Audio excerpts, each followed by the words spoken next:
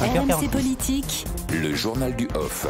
Bonjour Paul Barcelone. Bonjour à tous. Les indiscrétions, les coulisses de cette campagne présidentielle avec le service politique d'RMC. Salut Paul. Emmanuel Macron, le grand entretien, c'était hier soir, près de 2 heures sur TF1. On débriefe avec toi. Paul, d'abord, a-t-il fait un pas vers une candidature à la présidentielle ? Un peu de l'ambition pour le pays au-delà du mois d'avril, d'évidence, affirme Emmanuel Macron. Vous avez bien entendu, d'évidence, l'expression est répétée 2 fois et ça ne doit rien au hasard, car depuis plusieurs semaines dans son entourage, certains voudraient que sa candidature s'impose, et bien comme une évidence, justement, qu'elle devrait même être annoncée, et bien comme ça, presque au débeauté autour d'un déplacement loin d'un cadre formel. Ah oui, d'accord. Ce grand entretien, c'était surtout l'occasion d'un inventaire des images fortes de son quinquennat. Avec un Emmanuel Macron qui n'a pas hésité à surjouer les silences ou l'émotion devant ces moments forts, face caméra, se regardant presque comme dans un miroir. Morceau choisi, le quoi qu'il en coûte, j'assume tout, le traverser la rue pour trouver un emploi.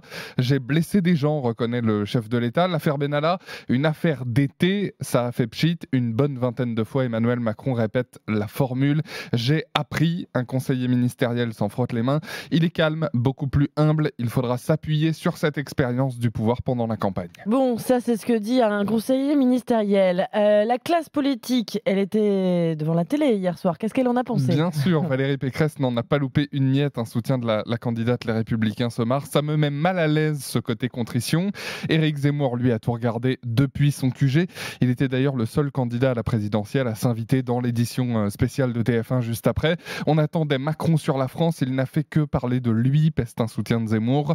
Sourire jaune aussi chez les Verts, où le staff de Yannick Jadot a regardé les 2 heures d'interview présidentielle, sans Yannick Jadot d'ailleurs. Interview auto-centrée, séance d'autosatisfaction, juge un porte-parole. En revanche, nul ne sait si Emmanuel Macron a regardé Emmanuel Macron hier soir sur TF1. Tout à l'heure, 7h40, la réaction du maire de Béziers, Robert Ménard, sur RMC. 2 infos en bref, Paul. Après Macron face à TF1, voilà Éric Zemmour face à Baba. Baba, c'est Cyril Hanouna, nouvelle émission pour la première fois en prime ce soir sur C8 au programme. 10 duels de 8 minutes chacun face à lui, entre autres l'acteur, réalisateur, producteur Mathieu Kassovitz et le journaliste Aymeric Caron. Pour les autres, ce sera la surprise étonnée. Éric Zemmour a eu l'occasion de se chauffer la voix lors de son voyage en Arménie cette semaine. Écoutez, c'est le petit cadeau du matin. Elle aime à rire, elle aime à boire.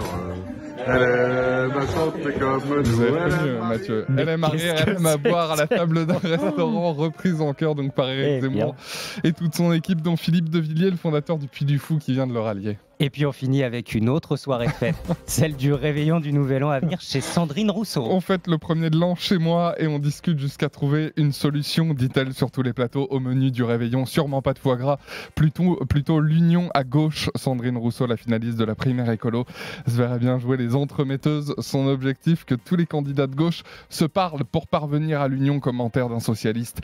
Il serait incompréhensible de ne pas tenter le tout pour le tout. La messe n'est pas dite. Bon, moi, ce qui me fait rire, c'est la tête d'Anaïs sur les chants de Zemmour. Je ne sais pas si chez Sandrine Rousseau on chantera Elle aime à rire, elle aime à boire, mais merci pour ce cadeau, Paul Barcelone. Avec plaisir. Le journal du off à retrouver sur rmc.fr. 6h moins 10.